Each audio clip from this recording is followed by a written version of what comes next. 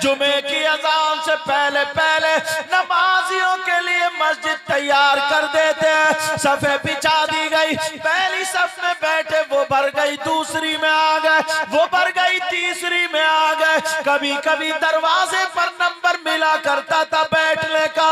एक सहाबी ने नबी से अर्ज किया, आका आका, अबू बकर सिद्दीक ये काम करते हैं, पता नहीं उनके क्या ख्याल है, उनके जहन में क्या बात चल रही है। रोजा हर जुमे को मस्जिद साफ करके दरवाजे पे बैठ जाते हैं।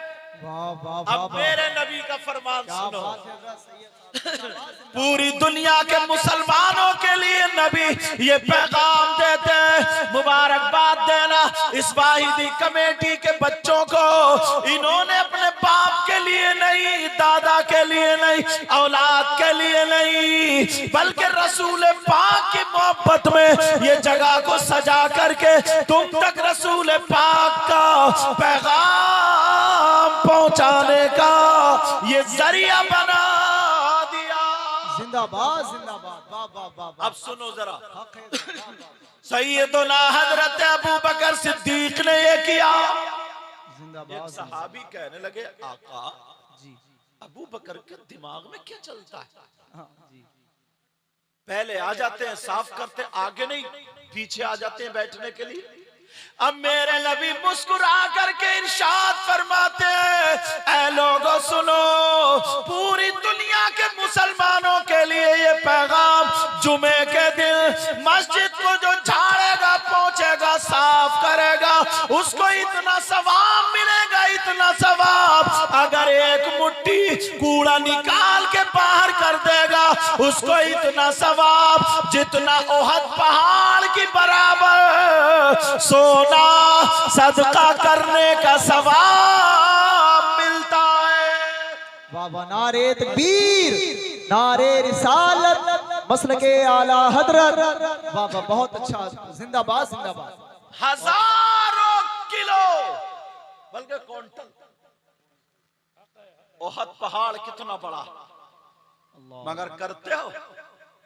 अल्लाह ने 4 पैसे दे दिए, थोड़ी सी बात बन गई, मस्जिद के सदर या सेक्रेटरी हो गए, मुतवल्ली बन गए। अब जाता है मस्जिद को तो कहता है, इमाम साहब ये जाला नहीं दिख रहा क्या तुम्हें? नाली देखो कितनी गंदी हो रही है, इमाम साहब इधर झाड़ते क्यों नहीं? अरे जरा शर्म करो, अबू बकर सिद्दीक की बराबर तुम्हारा मकाम नहीं, मर्तबा नहीं। सैयद साहब जिंदाबाद जिंदाबाद, क्या बात है। हाँ हाँ, इतना सा मकाम नहीं उनकी बराबर। अपने हाथ से साफ कर रहे, झाड़ रहे, पोंछ रहे, और सवाब कितना दिया गया। मेरे नबी ने अबू बकर से कह दिया था, अबू बकर सिद्दीक से कहा था, अबू बकर दुनिया ही पे चल रहे थे, घूम रहे थे, तभी कहा था, अबू बकर तुम जन्नती हो। तुम्हें किसने कह दिया? उसके बावजूद भी आलम ये नेकियां इतनी इकट्ठी कर रहे हैं। आज अल्लाह ने हमें जरा सा ओहदा दे दिया, इतराता फिर रहा, झूम रहा, कूद रहा, उछल रहा, और मस्जिद में आकर के खुराफात फैला रहा है, अब इमाम पे हुकूमत चला रहा है। जानते हो आप, अल्लाह बातें ऐसी आ रही, हजरत नियत इतनी खराब है, इतनी खराब। मैं अक्सर तकरीरों में ये बात आजकल कह रहा हूं, जरा सुन लेना, जरा तवज्जो करना, अपने जहन को बदलना पड़ेगा, वरना दौर बहुत गलत आ रहा है। जी दौर बहुत गलत आ रहा है। बताऊं क्या? आप देखो, नजरिया फैसला तुम्हें खुद करना होगा। एक चोर होता है, चोर, किसी का ये डीजा या माइक अगर चुरा ले तो तुम उसे शाबाशी दोगे, उसके गले में हार डालोगे, उसे सीने से लगाओगे, उसे प्यार करोगे, उसे रिश्तेदारी जोड़ोगे, उसे इनाम दोगे? बोलो बोलो, ऐसा होगा क्या? मगर देखो, रस्में ऐसी चल गई हैं, ऐसी चल, अब पता ही नहीं है क्या जायज है क्या नाजायज है। कम से कम 50 लोग यहाँ ऐसे होंगे जिनकी शादी हुई है और उस शादी में उनके जूते चुरे। नहीं चुरे जूते के?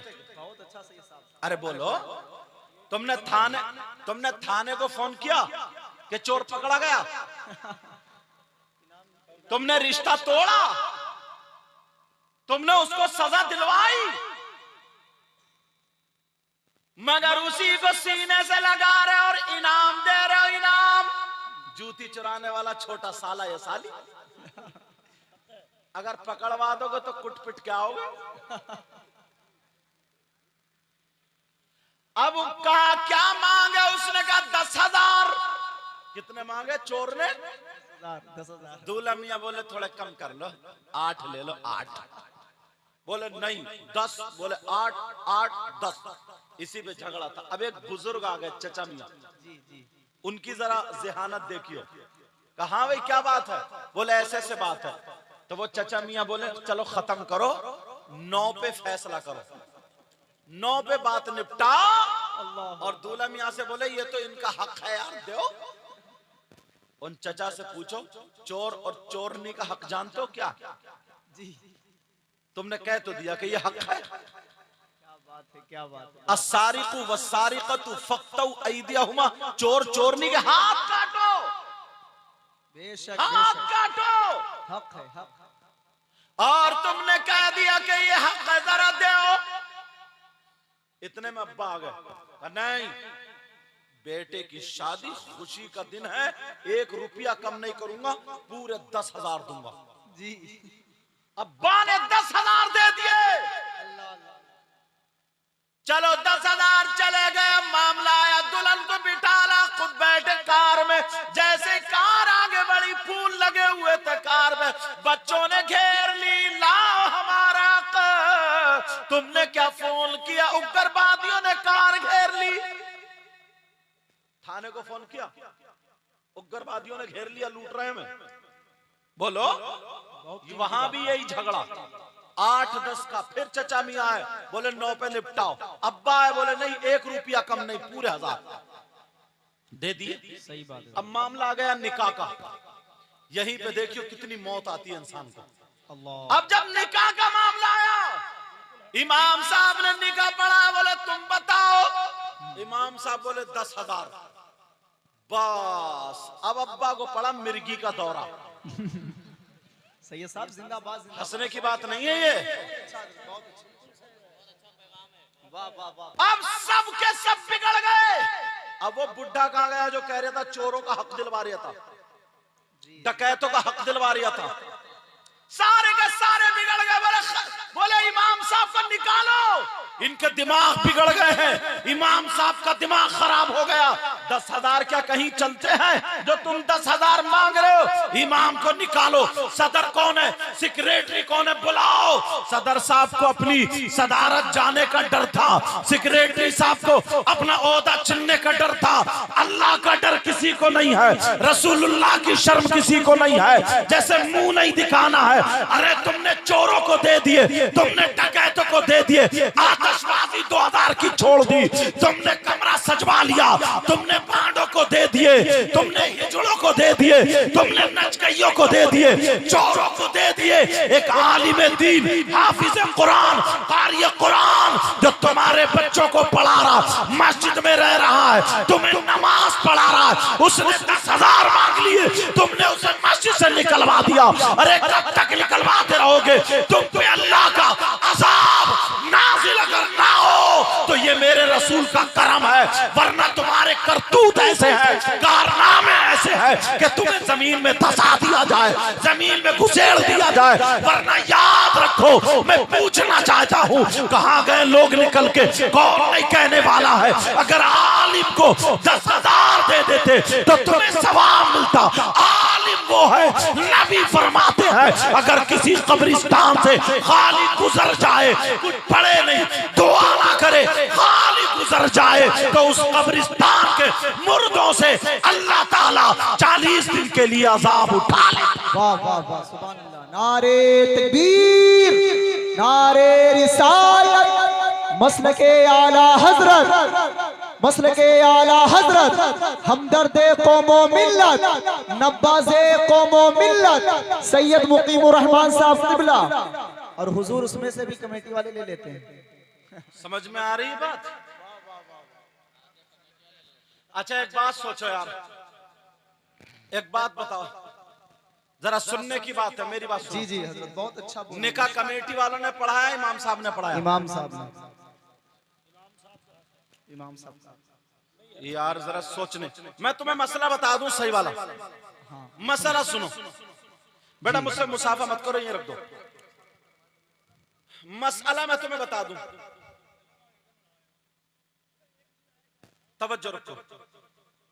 अगर जो निकाह के पैसे होते हैं जी वो मसला यह है, सवाल यह है कि इमाम के हुए, मस्जिद के हुए, कमेटी के हुए, वो हुए किसके?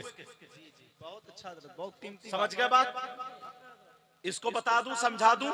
जी जी समझना चाह रहे हो?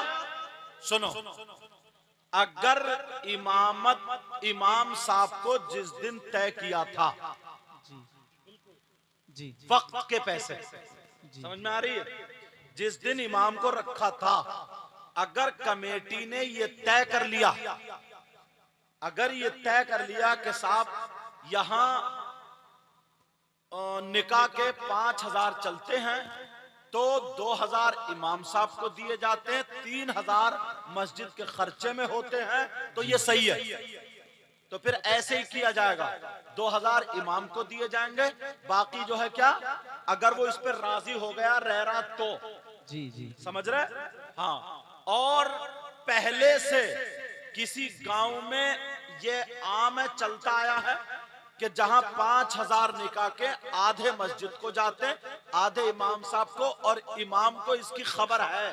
जी समझ में आ रही? इमाम को इसकी खबर है, और वो इमाम इस पे रहा कि ठीक है मस्जिद में इमामत करूंगा, तो भी सही है, आधे मस्जिद को जाएं और आधे किसको? इमाम को जाएं। जी और कोई खबर भी नहीं है, पहले से रिवाज भी नहीं है, ये तय भी नहीं हुआ है, तो अब सारे के सारे पैसे इमाम के। वाह वाह वाह, बहुत अच्छा। अगर मस्जिद को देते हैं, जैसे कहीं पे मस्जिद को देते हैं, तो लड़की वाला है, लड़के वाला अलग से देता है कि ये मस्जिद के हैं और ये उनके, समझे, ये मदरसे के।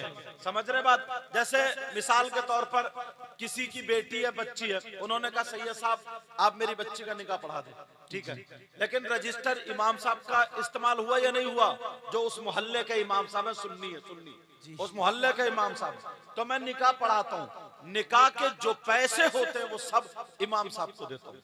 समझ में आ रही? वो एक बरकतन इमाम साहब से इजाजत ले ली जाती है, बरकतन वो सोचते हैं कि चलो सैयद साहब है निकाह पढ़ा दे, या कोई बड़े आलिम निकाह पढ़ा, तो वो पढ़ा देते हैं। और अब घर वाला अलग से मुझे तोहफे में चाहे लाख रुपए दे दे या 5 रुपए दे दे या ना दे, वो चीज अलग है, लेकिन पहले से जो चल रहे हैं लड़के वाले से 5-10 हजार जो भी, तो वो इमाम साहब को जाते हैं। मसला समझ में आ गई बात? कुछ लोग इमाम का हक काटते हैं और वो सोचते हैं कि यार हमने कमेटी बड़ी अच्छी चलाई है भाई, देखो बड़ी अच्छी चलाई है। मेरे भाई अगर 1 रुपया भी खा लिया ना तुमने, 1 रुपया भी, तो इस रुपये का हिसाब तुमसे दिया नहीं जाएगा। सारी नेकी जा सकती है, मगर मैं जो बता रहा था यहाँ पर, ये बता रहा था नजरिया देखो अब्बा का, नजरिया देखो लोगों का। आतिशबाजी 4-4 हजार की उड़ा दी, बैंड बाजे बजवा दिए, जूती चुराई के दे दिए, हिजड़ाए ढोल लेके मांगना उनको भी दे दिए, दिए नहीं दिए बोलो? सही बात है। मगर जब इमाम का नंबर आया, बेचारे ने अगर मांग लिया तो निकलवा दिया। जी जी अब बताइए, हक है, जरा हक है। कौन अपने बच्चों को इमाम बनाएगा? क्या बात है, अल्लाह अकबर। कौन अपने बच्चों को पढ़ाएगा? अल्लाह अल्लाह। तुम्हारे गांव में जितने मालदार हैं उनके बच्चे मदरसे में पढ़ते? एक कभी नहीं पढ़ता, और अगर पढ़ता होगा तो वो लंगड़ा लूला ही पढ़ता होगा।